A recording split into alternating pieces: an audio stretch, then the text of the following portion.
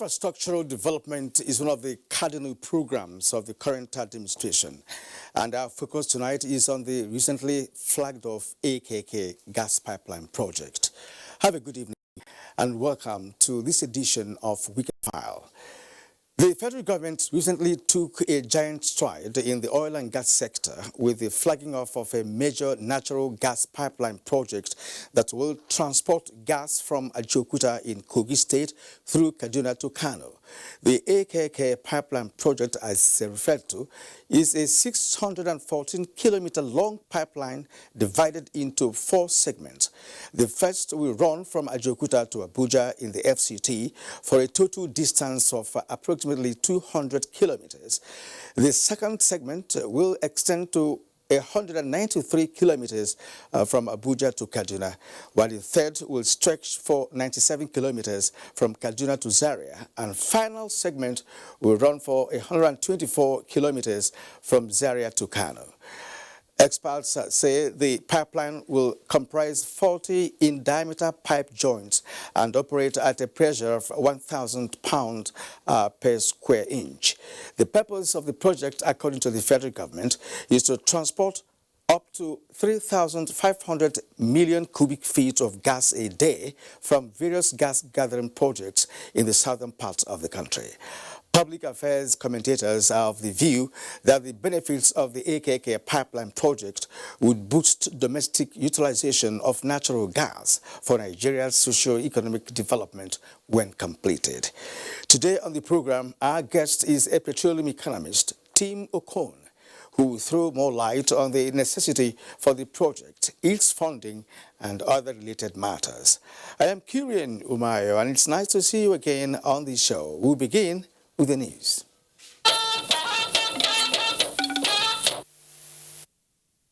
The federal government says the increasing complaint by the public on the inability to access routine health care in most health facilities in the country for fear of uncertainties caused by COVID-19 is not acceptable. To ensure citizens are not denied their rights to adequate health care services in the country, the Minister of Health and that of the Federal Capital Territory organized a one-day engagement with medical directors of hospitals in the Federal Capital Territory to address this challenge. Basi Itaiban has the report. For some time now, the news making the rounds is that patients with other disease burden aside COVID-19 are denied access to medical treatment. The issue is what key players in the health sector and chief medical and medical directors of hospitals in the FCT are discussing in this hall. Efforts to control COVID-19 must not be totally at the expense of allowing other diseases that are equally life-threatening to begin to thrive and increase mortality. It was an avenue for opinion and counter-opinion. And one basic fact establishes that some health facilities actually reject patients. The big question here is why. In an ideal place, malaria should not come to National Hospital. There should be a primary care and secondary care that takes care of mild sickness. And it is only severe sickness. Even COVID cases, we are supposed to receive patients who have not only tested positive, but are critically ill, requiring oxygen or intubation and critical care. Because the number of bed spaces are few. We have no reason to reject patients because of the supply. But there are many other teaching hospitals and indeed federal medical centers that have not enjoyed the privileges that we have enjoyed. And therefore, I think, as we have always said, government is not going to do that alone. I think private organizations should begin to adopt teaching hospitals or federal medical centers or indeed health facilities so that they can extend their corporate social responsibilities. Considering the physician's oath taken by the men and women of medical profession, is there any justification for the rejection of patients? Chief medical directors of all the public hospitals in the FCT have reassured us here no public hospital within the FCT will reject any patient. Basi Taikban, NTA News. The House of Representatives says it believes Nigeria has the expertise to develop a vaccine for COVID-19, but it is wondering why it is taking this long for the experts to provide a local solution. National Assembly correspondent Lami Ali reports that House COVID-19 Ad Hoc Committee convened a meeting to get an answer. It was a lineup of government organizations in the medical and pharmaceutical research industry led by the Federal Ministry of Health, the National Institute for Pharmaceutical Research and Development, Nigeria Institute of Medical Research, Nigeria Center for Disease Control, National Primary Healthcare Development Agency, and National Agency for Food and Drugs Administration and Control assembled before the lawmakers to give an update on the status of indigenous research aimed at achieving sustainable local solution for the pandemic. Chairman of the committee, Representative Haruna Mashilia, noted that Nigeria, like other countries, is in a race against time to find a vaccine. If you look at Nigeria, nearly all the vaccines, if not all, in fact, it's all the vaccines that are being used in Nigeria are not made in Nigeria. We import them. Majority of essential drugs are also made outside Nigeria. So there is the need for the health sector to sit up. Nigeria is participating in WHO solidarity trial to find medicines that have efficacy against COVID-19. And the research division of Federal Ministry of Health is actively involved in Nigeria COVID-19 Research Consortium, which is a conglomerate of research entities from the government of Nigeria, NCDC, the academia, and the private sector. The TMC, that's the top management committee of the ministry, based on the proposal that we put forward to them, have now graciously granted approval for NIPRI to put together an Artemisia annua combination therapy that has the potential to potentially address COVID-19. The general view at the meeting is that more needs to be done in terms of funding. In another development, the House Committee on Public Accounts, during a session with the Ministry of Finance, stressed that agencies of government must avoid actions that are contrary to financial regulations. In this night assembly, this committee will do things differently. We will render accounts to Nigerians. Accountability, the committee says, is a responsibility for public office holders. From the National Assembly, Lami Ali, NTA News. The World Health Organization wants countries seriously hit by coronavirus to wake up to the realities and take control of the pandemic as Brazilian President waters down law on widespread use of face masks in the country. Deborah Brucelin Sunday has these and more on the global pandemic stories. Brazilian President Jair Bolsonaro has watered down a law that would require face mask wearing in the country. The law approved the wearing of protective masks in public places, especially schools, churches and shops, as well as closed places. He said a clause in the law could lead to a violation of people's rights, citing a situation where someone could be fined for not wearing a mask in his own home. World Health Organization has urged countries that are heavily hit by the novel coronavirus to rise to the realities on ground and take control of the pandemic. South Africa Disease Management Center has announced a record daily number of confirmed cases of COVID-19. The center reported over 9,000 positive cases. Most of the country's cases are now in Gauteng province, which comprises Johannesburg and the capital, Pretoria. The number of coronavirus cases around the world at about 7 p.m. Nigerian time now stand at 11,231,300, with 529,909 deaths and 6,373,234 recoveries, as published by the Coronavirus Resource Center in Johns Hopkins University. From this figure, the share of African continent is 414,011 cases, 10,260 deaths, and 195,729 recoveries. The Nigeria Center for Disease Control also published the nation's portion as 27,564 positive cases, 628 deaths, and 11,069 recoveries.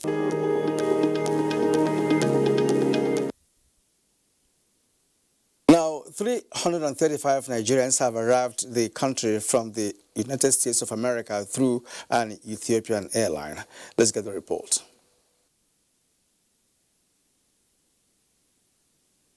The 335 passengers who arrived the country have their passports already in the care of the Immigration Service, and until they have a clean bill of health from the Nigeria Center for Disease Control, Yaba, only then will their passports be released to them.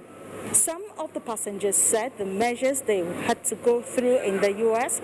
to ascertain that they have a clean health bill before coming to Nigeria was really taxing.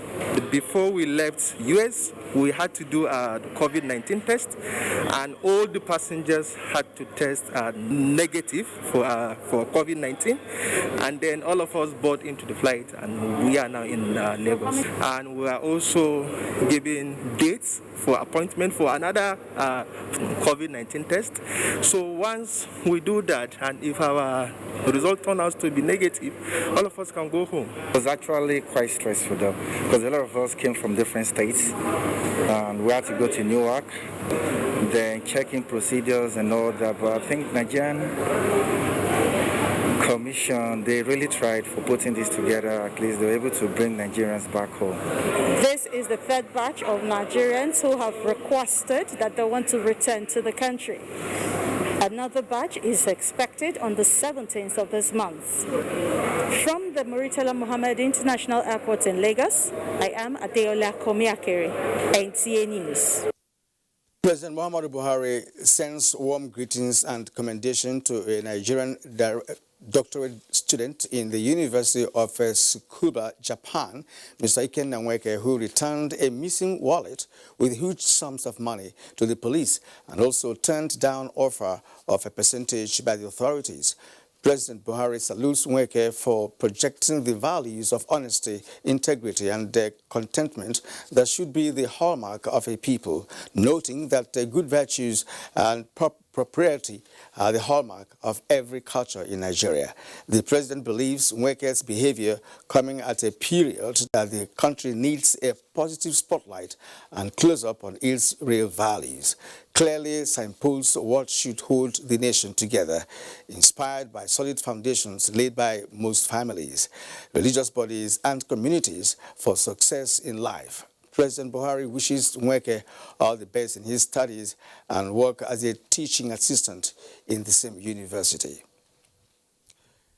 The coronavirus is still on rampage, and the federal government is also not retreating to meet up the challenges at the moment. The Minister of Humanitarian Affairs, Disaster Management and Social Development is therefore reaching out to persons living with disabilities in Kwali Area Council in the FCT. Ruth Aguele reports.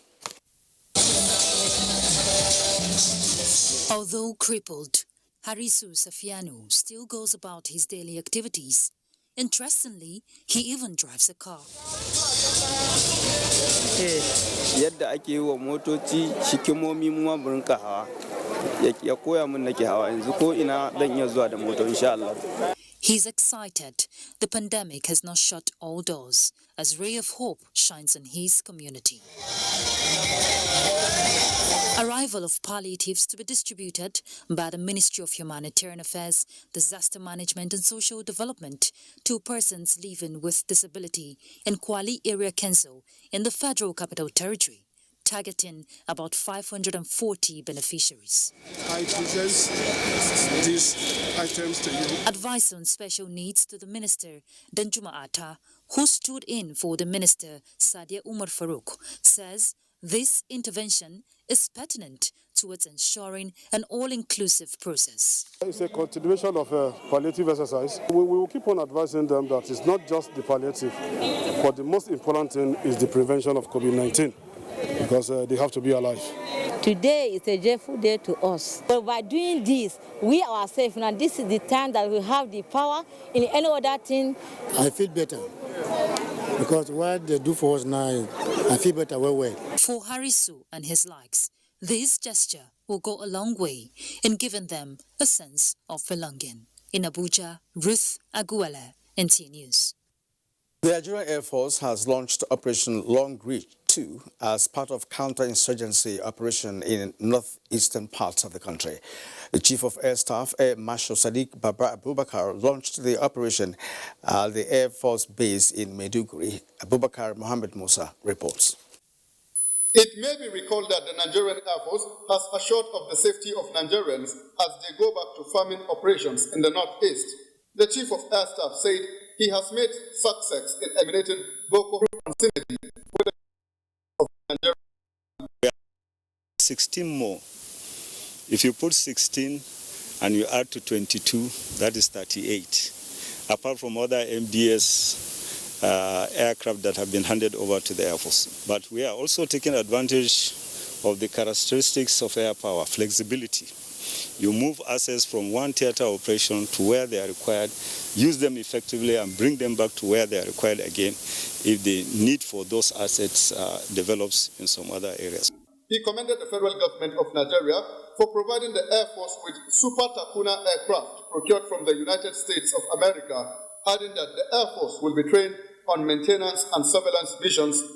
The Chief of Air Staff maintained that no group of people or individuals will be allowed to undermine the territorial integrity as part of their mandate. In Maiduguri, Abubakar Mohammed Musa, NTA News.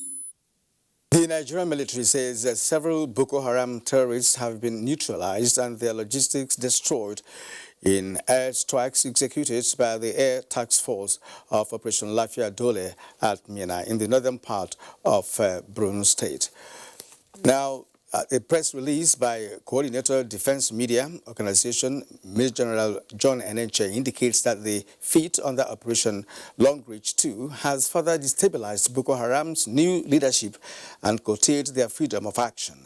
Nigerian Air Force fighter jets detailed by the ATF to engage the location scored accurate hits in their bombing grounds, neutralizing some of the terrorists and destroying some of their structures, including one of their logistics huts, which was seen engulfed in flames. The Defense Headquarters and the Chief of Air Staff, Air Marshal Sadiq Abubakar, commended the ATF for their dedication. Nigeria and Indonesia are strengthening military ties to tackle insecurity. The Minister of Defense, Major General Bashir Salih Magashi, retired, said this while playing host to the Indonesian ambassador to Nigeria, USR Osra Hendra Hapsap, at the Ministry of Defense Headquarters, Abuja. A statement signed by the Special Assistant Media and Publicity to the Minister of Defense, Muhammad Abdul Kadri, revealed that the meeting held behind closed doors for about an hour focused on the need for the two countries to strengthen military relations. The minister said both parties explored new templates to consolidate the military training and manpower development through the exchange of programs. The Federal Road Safety Commission, or Board, has approved the promotion of 2 assistant corps marshals from the North Central Geopolitical Zone to the rank of Deputy Corps Marshal with immediate effect. The promotion was conducted to fill up the slots for the North Central Geopolitical Zone, occasioned by the retirement of DCM Julius Assom on 1st of July 2020. The promoted officers are Assistant Corps Marshal from Souk FDC, who until his promotion was the ACM in charge of Command, Administration and Strategy, and ACM Samuel Obayemi, the Zonal Commanding Officer in charge of Zone RS2 Lagos, who is to proceed on terminal leave immediately. In order to meet up the World Bank's ranking on subnational study on ease of doing business, Ogun State government has inaugurated a Business Environment Council to streamline regulatory process and timing associated with business registration in the state. Adeni Taiwo reports.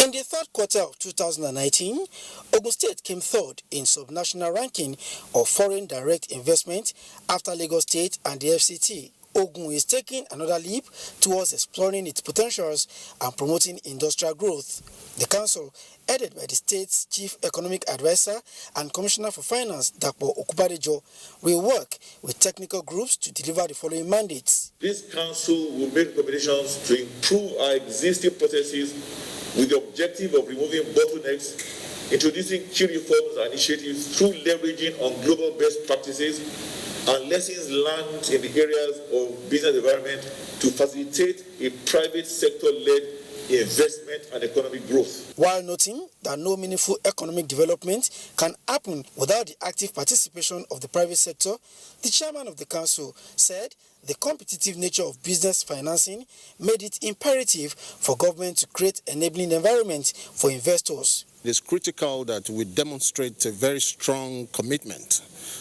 towards first attracting the investment, making it easy for them to obtain whatever business requirements. The inauguration of the Business Environment Council is sequel to the establishment of Public-Private Participation Office and Ogun State Investment Promotion Agency. In Abeokuta, Adeni Taiwo, NTA News. Imo State Governor Hope Uzodinma has assured that the automated payment system recently introduced by the government will ease the difficulties associated with prompt payment of pensions in the state. He gave the assurance while addressing labor leaders in Government House, Owerri. Bright Bochuo reports. On 2 occasions, pensioners in Imo State have converged at the entrance to the Government House Owerri in protest over delay in payment of their monthly pension. Governor Hope Uzodinma, in response to their demand, called for a meeting with the leadership of the pensioners and that of the Nigeria Labour Congress. While addressing the people, the governor clarified underlying issues which warranted the delay, one of which is the ongoing exercise to sanitize the fraudulent payroll system inherited by his administration. Some people claim salaries are paid, salaries are not paid. I have never paid half salary. The union leaders appreciated Governor Uzodinma for his prompt response in addressing their issues. Please look into the staggering nature of the payment of salaries in Imo State. All we are saying is let the right thing be done. Following the ongoing bank verification number exercise, thousands of ghost workers and forced retirees have been discovered by the task force set up by the Imo State government. In Owerri, Bright Bochuo, NTA News. President Muhammadu Buhari has approved the appointment of Reverend Yakubu Pam as the Executive Secretary of the Nigerian Christian Pilgrims Commission. A statement released by Garba Shehu, Senior Special Assistant to the President of Media and Publicity, says until his appointment, Reverend Pam was the chairman of the Plateau State Christian Pilgrims Board. As an ordained minister, Reverend Pam brings to the position more than 30 years of leadership experience in the Christian community, coupled with a deep understanding of promoting interreligious harmony and conflict resolution in the northern parts of the country. His appointment took effect from 26th of June 2020 for a period of 5 years. President Buhari urges the Executive Secretary NCPC to sustain his reconciliatory predisposition in his new position. The oil and gas sector, with particular emphasis on the AKK pipeline project, is what we will dwell on tonight on Weekend File. And our guest is, of course, a man who is known in the area of oil and gas industry. And he's going to be talking to us after this break. Stay with us.